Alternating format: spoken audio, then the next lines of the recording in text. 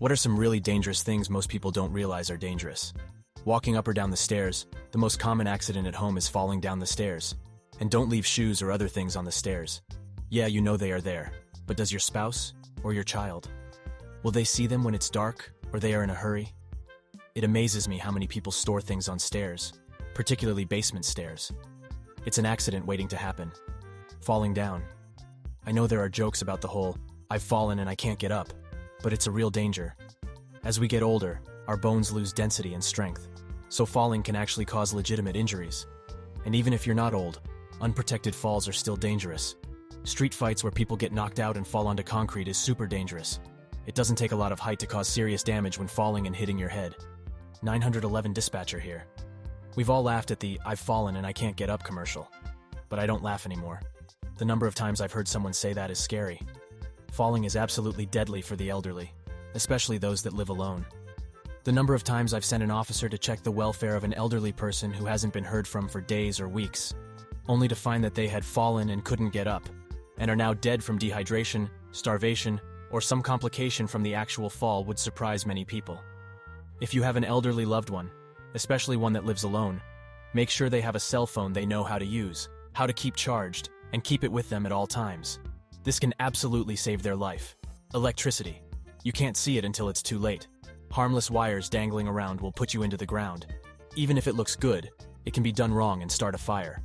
Source: am an electrician. I do commercial refrigeration. High voltage, not compared to a lineman, but much higher than almost every other trade. And high pressure. High pressure systems and electricity will kill the fuck out of you, and it will hurt the whole time you're dying. A few inches of moving water over a roadway. And while a few inches is usually fine, you can't be sure it's actually a few inches. A road can be completely washed out and look like a relatively minor flood. Fun story. When my dad was younger, one of his uncles told him never to drive into water a mule wouldn't cross. A few years later, he was trying to decide whether to cross a flooded road and remembered that conversation. He saw the next day that the road had completely washed out. He told his uncle about it, and apparently his uncle was drunk and didn't even remember saying it, LOL. Totally agree. But both moving water and still water on the road can be very dangerous. When teaching my oldest to drive, I made sure he understood never to drive through water on the roadway if it could possibly, safely, be avoided. You never know how deep it could be, and water can absolutely pick your whole car up and send you off in unintended directions quite suddenly, at the same speed you were traveling. Having done both, I would 100% prefer to drive through an all-out blizzard than through a torrential downpour. Not having enough sodium. There's always warnings about too much salt, but apparently if you don't have enough, it can throw your body totally out of whack. Learned this after passing out and ending up in the ER. Yep, one of its most important functions, along with potassium, is maintaining electrical potential across nerve cell membranes. Without that, your nerves won't work. I ended up in hospital because of what they deemed fatally low potassium levels. That sucked. When I was anorexic, between the undereating, excess sweating, did a lot of cardio, and overhydrating to curb hunger, I would get terribly low sodium. I managed to recognize it before I fainted though, and would just go to the kitchen and eat a small amount of table salt. Oh God. You just unlocked a memory of me crying in the grocery store because they only had low sodium V8, which was 5 calories more and lower sodium.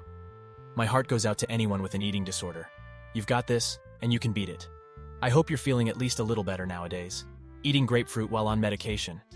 Grapefruit has so many bad interactions with medication, ranging from rendering the medication ineffective to toxicity. It's so funny how grapefruit is so lethal. They were able to put a new heart inside of me with no problems, but if I ingested some grapefruit, I'd be a goner. Bleach. Mixed with ammonia, basically mustard gas. You died. Mixed with alcohol, chloroform. You can pass out and have organ failure. Mixed with vinegar, chlorine gas. You died.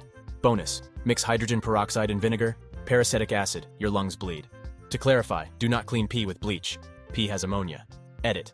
I'm so glad to read this has helped some people not gas themselves. Hooray. Have fun and stay safe out there. Edit 2. Not technically mustard gas, but chloramine. Still just as nasty. A lot of people end up with liver failure from overusing Tylenol. It's not harmless. Don't treat it like Skittles. Acetaminophen poisoning is so bad that our school gave us a PSA on OTC medications that contain it, and to always check the drug ingredients to make sure you don't consume too much. Garage door springs. Ours broke one night and it sounded like a damn 12 gauge going off. Can confirm, do not go anywhere near those things. When ours broke, it sounded like a car crashing into the garage. A full force punch to the face. People have died from a single punch. Also just being pushed or falling on the ground. Human bodies can surprisingly be very weak and very strong, but not as strong as concrete. When I was a kid, the father of a kid in my neighborhood, young guy, 20s probably, was tossing a football around with some neighborhood kids, fell and hit his head on the concrete, and died of internal bleeding. I think people frequently drive way too close to the car in front of them.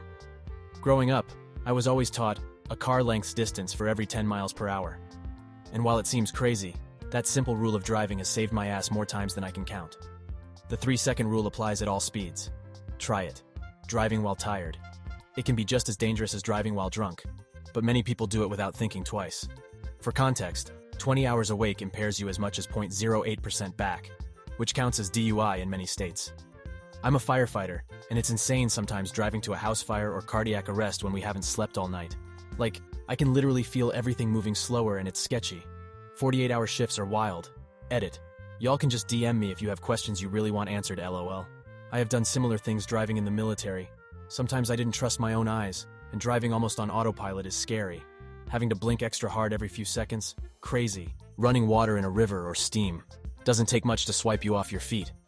I think one of the most deadly rivers in the world is this one in England called the Bolton Stride, and it looks totally harmless. It's only 6 feet wide and appears to just be a normal brook. Apparently that's only the top. It widens a lot just a bit under the surface and has a ludicrously strong undertow.